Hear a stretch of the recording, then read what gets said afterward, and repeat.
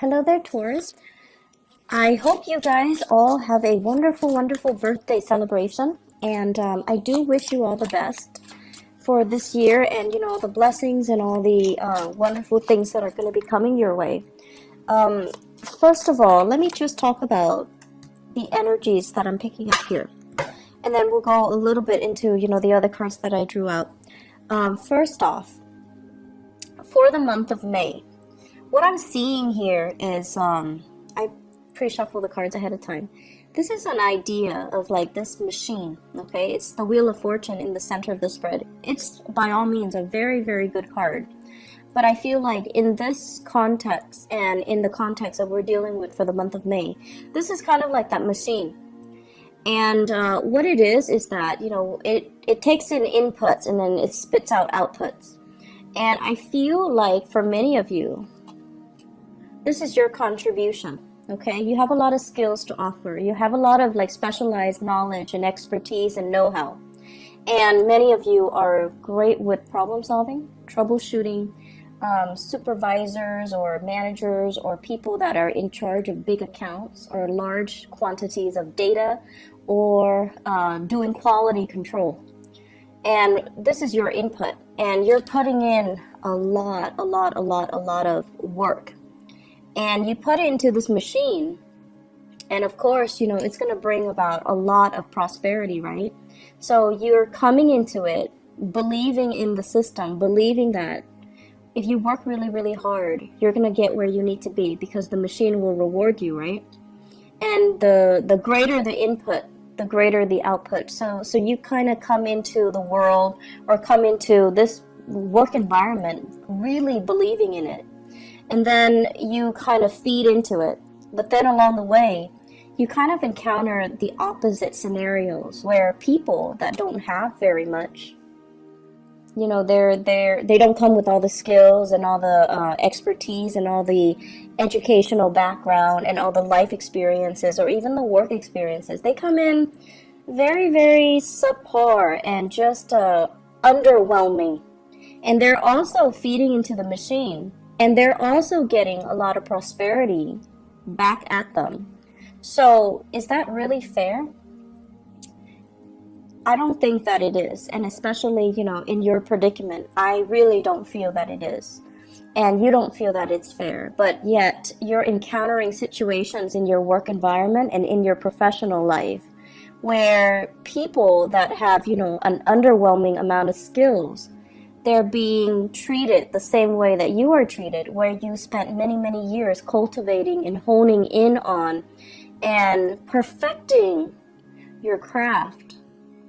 And you're not, or you are getting the same level of recognition, and it just feels very unfair, unjust. I also feel many of you Taurian people on either side of the coin, okay? So many of you right now are in a really, really good career path. And I feel for many of you, you could be like 35 to like 45, okay, that age group. Quite successful, having a lot of people that you command. Everyone looks up to you to solve their problems. Some of you have like a large following. So that means you have a lot of people that are working under you. And they're doing the dirty work for you. So you're commanding them and they're doing the dirty work for you. It doesn't, it's not all about like classism or anything like that, but it's just like stating that people trust you to take the lead and people are willing to follow you because they trust your judgment. So it's a really good position to be. Some of you are in leadership positions as well, leaders amongst children, among the next generation, amongst people in politics as well. So it basically means that, you're in the public eye, you're under a lot of scrutiny, and you pass the test mainly because you don't have a single blemish in your background. And then as a result of that, I feel like you're also feeding into this, building up your professional life, building up your networks, building up your connection. And I feel like you're already at that apex. And there is this sense, for those of you who are dealing with, there's this sense of like, I can just coast. I can just, put in very, very little amount of work, But, you know, even then, you are perfectionistic, so you're not going to be underselling yourself. But I feel it's almost like I can coast. I know everything there is to know. I can come to work without ever being stumped by questions.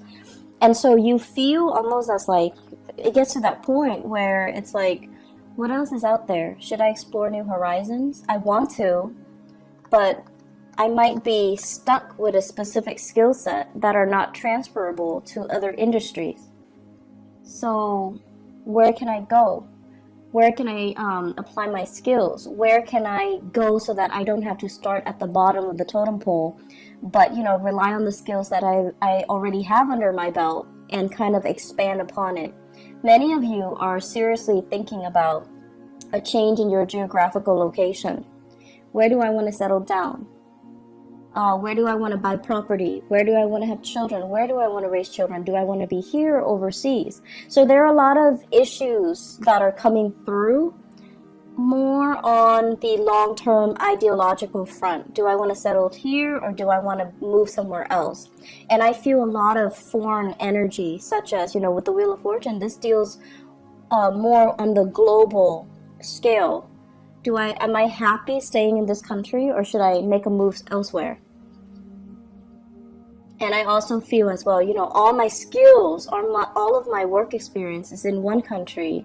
Is it transferable or translatable into another work environment or into working in another country? So for example, some of you might have like, you know, a lot of schooling and a lot of educational background in one country. So for example, you have even, I want to say like, let's say an MBA in one country, or you have like a doctorate degree in one country.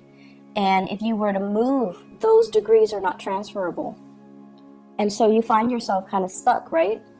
You don't want to start over, but at the same time, it's really difficult for you to make that move, that transition, when the degrees themselves are not recognized in the new country.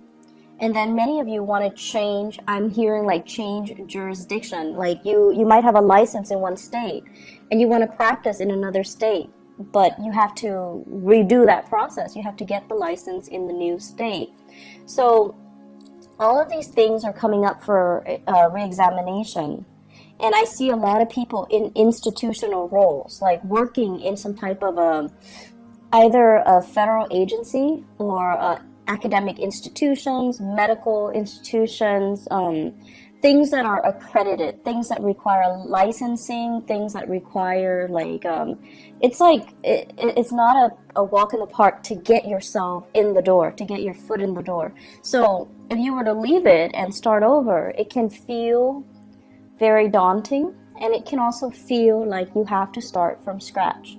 But there are new opportunities that are coming in on the horizon right now, and I feel it's converging.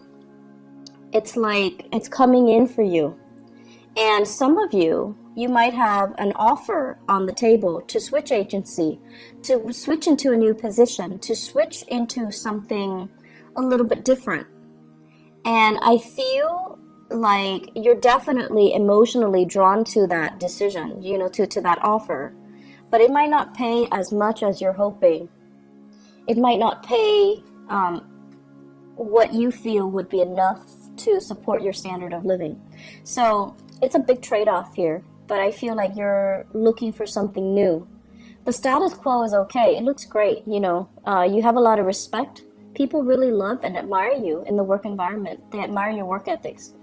But I do sense that you've been here a little bit too long, and you're just like, I'm growing roots.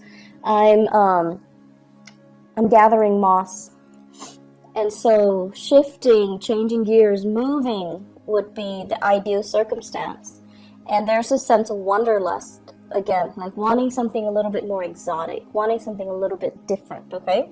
So that's coming into the picture. The rest of the spread, what it talks about overall is it deals heavily with, I keep seeing this for you guys as well. It's an environment where we really have to work together with other people. This is a card about collaboration, and this is deals heavily with exchanging in ideas, sharing our best practices, listening to other people, and finding mentors or finding teachers in very unlikely places. Okay, so it's sort of like learning by doing, and also the people that you manage, they actually might be the ones that have a lot to teach you. So whereas you're hoping to learn from your supervisors, your manager, your higher ups, but in fact, because of this collaborative card, it deals heavily with learning from unlikely sources. It's like messengers come in all shapes and forms. So you might have an underling that's, like an intern that's just starting out. You're managing his or her work, and they're teaching you a lot of things. They're the ones that are bringing new ideas into the picture. And so I feel here it's kind of like allowing yourself that humility to learn from people that might not have as much experience as you do, but because they're looking at the same problem with a fresh pair of eyes, they're able to arrive at creative solutions that you might not have thought about. So I feel a lot of collaboration coming in, sharing knowledge, sharing skills, sharing the best way to do something. And I feel as if this process alone, it's sort of like it's a really good process overall. I'm also sensing as if there are some people in your work environment that are taking it the wrong way. They're very much about hierarchy, and they're very much about, I've been here longer, you need to listen to me. This is a new person. They don't really have the skills and the expertise. They should not be able to tell us what to do, or they should not be able to, I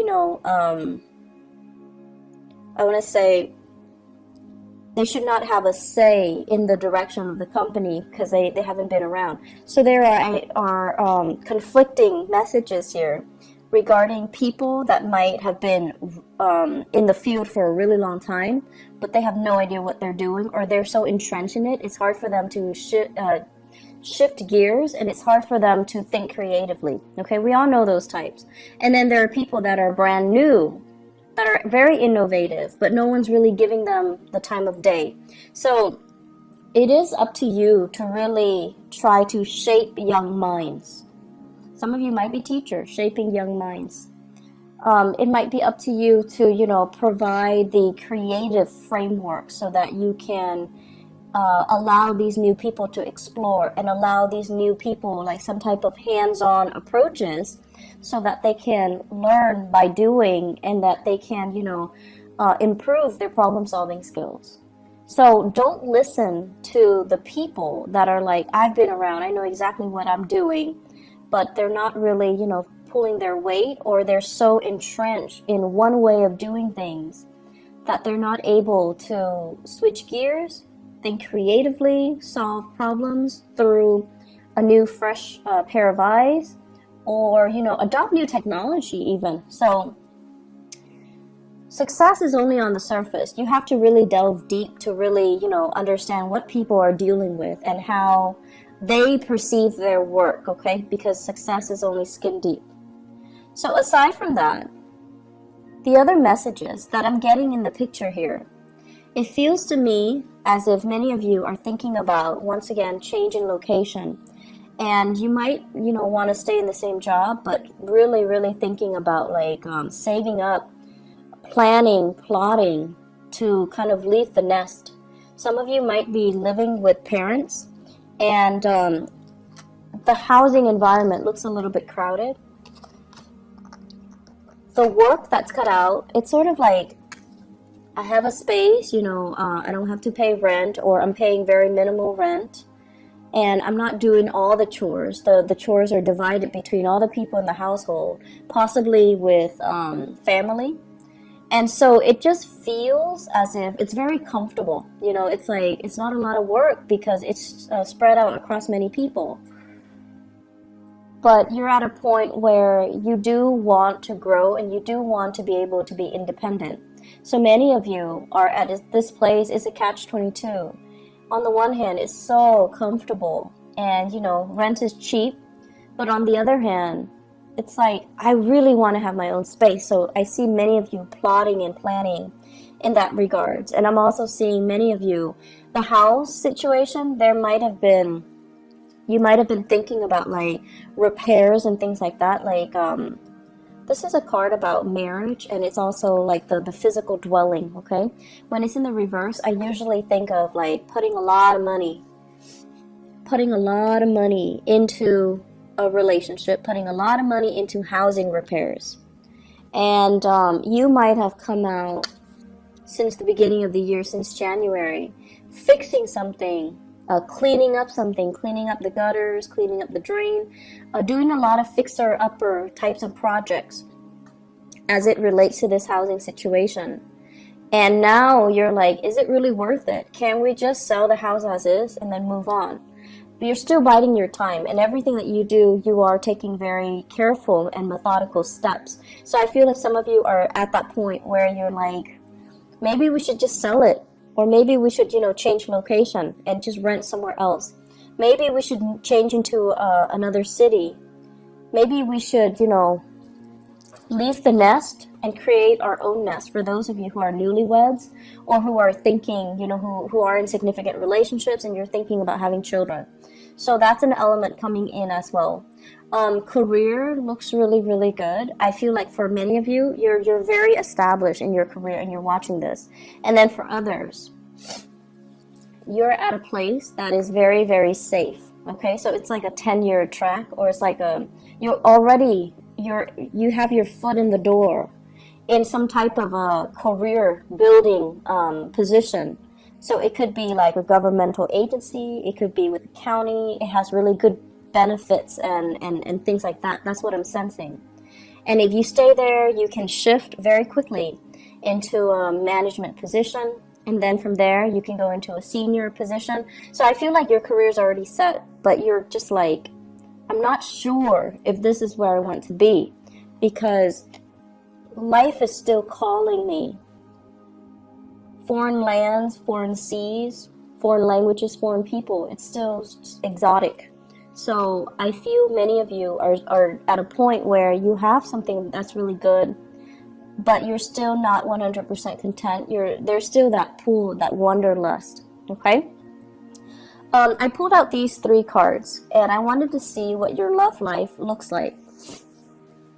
Mainly because this is so work and career and finance focused that I wanted to, specifically look at other areas of your life. So what I have here, first of all, is a water sign. So this is a Pisces, Cancer, Scorpio, Sun, Moon, or Rising. This is somebody who's very home-based, very home-oriented, okay? On the weekends, they don't want to go out with friends. They want to just stay home and cuddle and spend a lot of time with you. This is somebody that calls and checks up on you when you're at work. Not so much checking up, but, they check in on you. They're a little bit more, they need a lot of reassurance. They need a lot of time. They need a lot of attention. And I feel like many of you, this is a relationship partner for many of you. And I feel for many of you, this is somebody that you're married to. This is somebody that wants to settle down, that wants to that might ask you, do we want to have more children, or can we have more children? They also want their own space with you. For many of you, that's like, they're kind of telling you, let's start a family, let's build a nest, let's move out, let's live on our own. And then for others of you, I feel like you are in a long-distance relationship with another person. And what I'm feeling here is distance, space, and things like that. I feel like a fire sign. Sagittarius, Aries, or Leo, okay? And I have here the card of Leo. That's coming out very prominently, and I do have here this fire sign.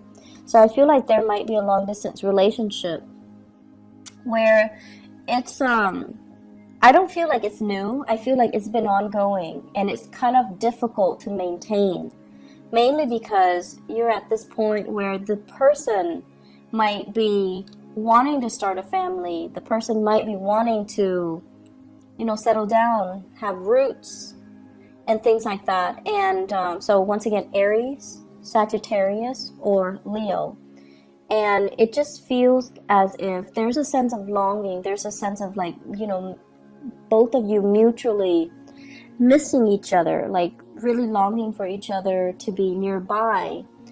And I feel like it's starting to be very difficult to come together, to reconvene, to connect. There might be time differences, you know, like you might be on different time zones in different areas, in different countries.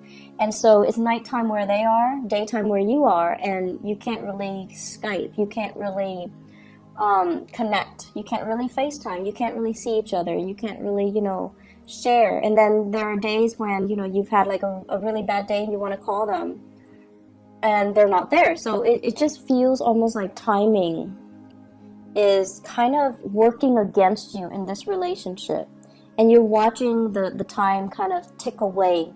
And so it's hard. Long distance relationships are hard, but I definitely feel the emotions are there. The longing, the love, the affection, the commitment is there. It's just getting, I feel like it's difficult for the other person more so than it is for you. You've got your career, your wealth, and your that you're building. The other person, they're okay. I mean, I don't feel they're financially in dire strait or anything, but I feel the longing and the missing and the, you know, wanting to be together. That is taking its toll on them emotionally. And so it's a little bit challenging for the two of you to continue in the relationship because you don't really know, you don't have a vision of how the two of you are going to reconvene. You don't have a vision of how the two of you are going to come together and be, you know, establish a family. Okay, so it's like you need to work this out in your current relationship. What I also have as well, for those who are single people who are, you know, out dating and things like that, I feel like there might have been a recent breakup here with the Four of Wands. A recent breakup. So it could be a fire sign, Sagittarius, Aries, Leo, a water sign, Pisces, Cancer, Scorpio, or even another earth sign, Taurus, Virgo, Capricorn. And what you're doing here is, this is the end of conflict. So this is kind of like, you're out of my life, we're not fighting anymore, I'm no longer, like, you're getting over the relationship, okay? And I feel for many of you, it was a significant relationship where you might have shared space with each other at one point. You might have shared housing. You might have lived together even at one point. I feel like somebody moved out and there is a sense of longing, missing somebody, but you're kind of like, I'm kind of over it. I'm not going to succumb to the temptation to reconnect and to reach out. For many of you, if you're dealing with a water sign, Pisces, Cancer, Scorpio, they are reaching out to you. They're reaching out, and there's an apology that I'm feeling here, and you're kind of turning the other way, and it's kind of like signaling to me the end of conflict. No more fighting, no more internal struggle, no more external struggle, and taking new opportunities, okay?